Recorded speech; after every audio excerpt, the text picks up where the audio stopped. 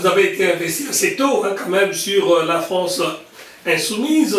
Vos premiers contacts, vous avez fait une réunion d'ailleurs récemment pour échanger avec ceux qui vous soutiennent. Vous le sentez comment ce terrain, cette première circo?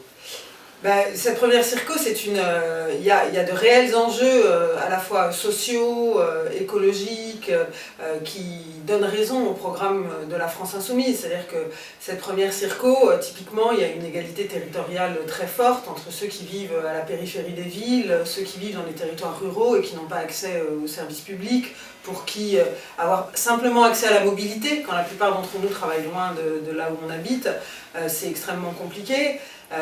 La transition agricole qui est portée par le programme de la France Insoumise, qui pourrait créer des milliers d'emplois ici, hein, et des milliers d'emplois à la fois non qualifiés ou peu qualifiés, et des emplois très qualifiés, donc qui offrirait vraiment un panel d'emplois suffisamment large pour pouvoir répondre à la crise du chômage que connaît notre territoire. Donc il y a vraiment des enjeux très importants pour nous, pour la France Insoumise, et pour les écologistes, hein, puisque moi je vais représenter une candidature soutenue à la fois, investie par la France Insoumise, mais soutenue aussi par les écologistes. Je reste une militante écologiste, engagée à gauche, hein, et une gauche de gauche qui se bat contre les inégalités, pour la redistribution de la richesse, puisque notre pays est un pays extrêmement riche, hein, il y a 2 millions de millionnaires, on l'oublie souvent. Notre pays est un pays extrêmement riche, mais la richesse est concentrée entre les mains de quelques-uns. Et à Melun, on sait ce que c'est que la pauvreté, on sait ce que c'est que les difficultés sociales. À Damary-les-Lys, c'est la même chose. Dans les villages alentours, c'est la même chose. On sait aussi ce que c'est que la pollution générée par l'agriculture industrielle. Les apiculteurs, par exemple, du sud de notre département, n'ont quasiment... sont extrêmement inquiets de la disparition des abeilles due à l'utilisation des engrais et des pesticides, entre autres pour faire pousser du colza, qui ne sert pas à nourrir les gens, contrairement à ce qu'on pourrait croire, mais qui sert surtout à mettre des carburants, dits agrocarburants, dans nos voitures. Donc voilà, il y a des enjeux dans ce territoire essentiel, et ces enjeux essentiels, c'est nous qui portons des réponses qui soient à la fois des réponses justes socialement, juste environnementalement. Nous sommes sur le quartier de l'Allemand, où on s'est à peine mobilisé au second tour, tout comme dans les bureaux de vote de Jules Ferry et de Montaigu. On voit des pourcentages faibles.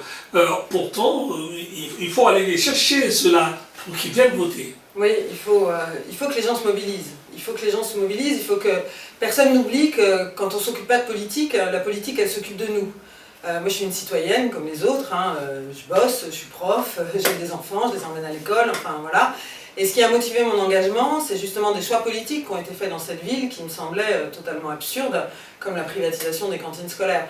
Donc voilà, moi j'ai décidé de m'engager parce que j'ai décidé que la politique ne devait pas décider comme ça, sans moi, de l'avenir, de mon avenir à moi et de l'avenir de mes enfants. Et je crois que c'est pareil pour tout le monde, pour tous les gens qui vivent ici, que ce soit au Mézereau, à Montaigu, à l'Allemont, à Jules Ferry, à Schumann, ou bien dans le centre de Melun, peu importe, enfin, il faut qu'on s'occupe de politique. Voilà, tous les citoyens devraient s'occuper de politique. Donc il faut se mobiliser pour ces élections législatives. Il faut savoir qu'on peut gagner ces élections législatives. Et si on gagne ces élections législatives, eh bien on a un gouvernement de cohabitation, avec possiblement Mélenchon comme Premier ministre. Ces quartiers, ils ont voté au premier tour, et ils ont voté Mélenchon. Et la démobilisation de ces quartiers au deuxième tour est vraiment le signe, justement, que Mélenchon avait réussi à s'adresser à eux. Mais en leur racontant pas des balivernes, quoi.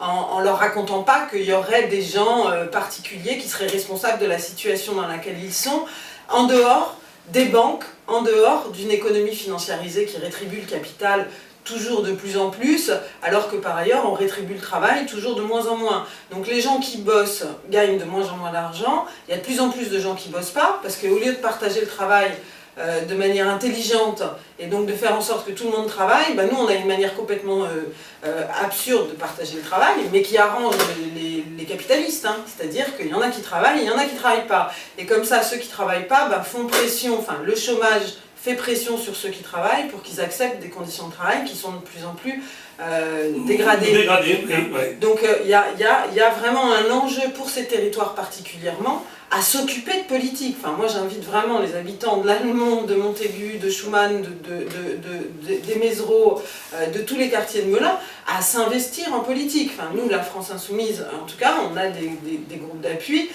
Tout le monde est les bienvenus. Il y a plein de gens qui viennent d'horizons extrêmement différents, qui ont tous les âges possibles, etc.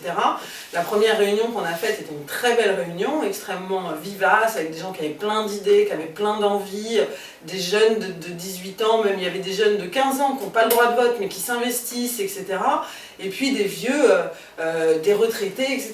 L'important, c'est de bosser ensemble à construire une société plus juste et où on est en meilleure santé parce qu'on arrête de polluer notre environnement. Alors, vous l'avez dit avant de vous libérer, Bénédicte Monville de Séco, est-ce qu'il n'y a pas risque justement que les enjeux de cette législative ne soient pollués par les enjeux municipaux, municipaux, vu que sur cette première circonscription, on retrouve pratiquement des élus ou des anciens élus sur la ville de Melun et qui vont s'affronter? Ben, effectivement, il y a l'enjeu de la municipale, on sent, de l'élection municipale qui se profile, on le sent, est important. Et donc, on a un maire qui vient de démissionner des Républicains, parce que, mais en même temps, on comprend qu'il quitte un bateau qui est en train de couler. Hein.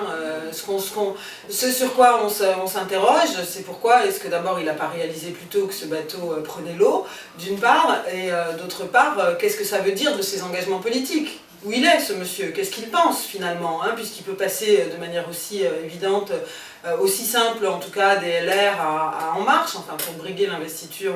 Bon d'ailleurs c'est pas fait parce que visiblement c'est quelqu'un d'autre qui a été investi sur la Circo, donc voilà, ça n'a pas été forcément tactiquement très intelligent. Mais n'allons pas vite en besoin puisque les listes d'En Marche ne sont pas encore fermées. Voilà, les listes d'En Marche ne sont pas encore fermées, donc on verra exactement ce qui va se passer. Les LR ont dit qu'ils attendaient de voir qui serait investi comme Premier ministre. Enfin bon, on va voir, les choses peuvent encore évoluer effectivement dans les jours qui viennent. Une chose est sûre, c'est que qu'est-ce que c'est que ces gens qui font de la politique en ayant des opinions qui passent de l'un à l'autre, qui semblent être totalement à géométrie variable en fonction de leurs intérêts personnels? Ça c'est quand même quelque chose qui nous interroge. Enfin, nous, à Melun, moi et les citoyens de Bien Vivre à Melun, de cette liste qu'on avait constituée au municipal, on s'est engagé clairement à la fois en tant qu'écologiste, mais écologiste de gauche, associé avec le parti de gauche dès 2014, et nous continuons exactement sur le même terrain, avec les mêmes idées, etc.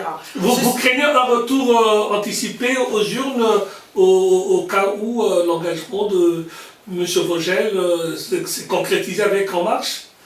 Pour ce qui concerne la ville de Melun, oui. Je crois pas. Par contre, là où ça va être plus compliqué pour lui, c'est à l'agglo. C'est évident qu'à l'agglo, ça va rebattre un peu les équilibres à l'intérieur de l'exécutif et qu'on va sans doute voir, d'ailleurs c'est assez étonnant puisque finalement M. Herrero s'est rapproché, maire de Volpénil, dit de gauche, s'est rapproché de Macron, enfin d'Emmanuel Macron, de notre nouveau président, avant les élections pour le coup, et M. Vogel vient de le faire. Donc finalement, on a une nouvelle convergence entre... ou une autre configuration, peut-être que voilà, les équilibres pourraient être trouvés, voilà, que ce soit à la mairie ou à l'agglo aussi. Voilà. Preuve étant que nous sommes l'opposition.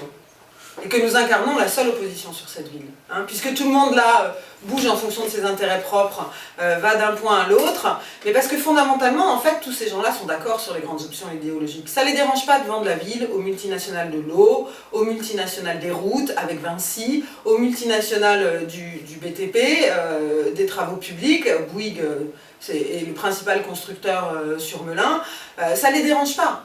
Qu'on parle de Macron ou qu'on parle de Fillon, ils ont les mêmes options néolibérales sur le plan économique. Alors effectivement, l'un est un peu plus sympathique sur les questions sociétales, Emmanuel Macron, l'autre est carrément réactionnaire, mais ils ont les mêmes options économiques et c'est ces options-là qui produisent la pauvreté. Et c'est pour ça que vous pensez que vous êtes la seule option pour cette élection législative sur la première Circo? Ben, si on veut de la justice sociale, si on veut un environnement protégé, oui, nous sommes les seuls à porter cet idéal de justice sociale, de partage de richesses, de protection de notre santé, à travers la protection de notre environnement. Nous sommes les seuls, absolument. Ben, on vous souhaite bonne chance, Bénédicte Monville de Séco, candidate sur la première circonscription Melun, Damary, Saint-Fargeau-Ponthierry pour les législatives de 11 et 18 jours prochains. Merci d'être passé nous voir. Merci à Radio Wangembo.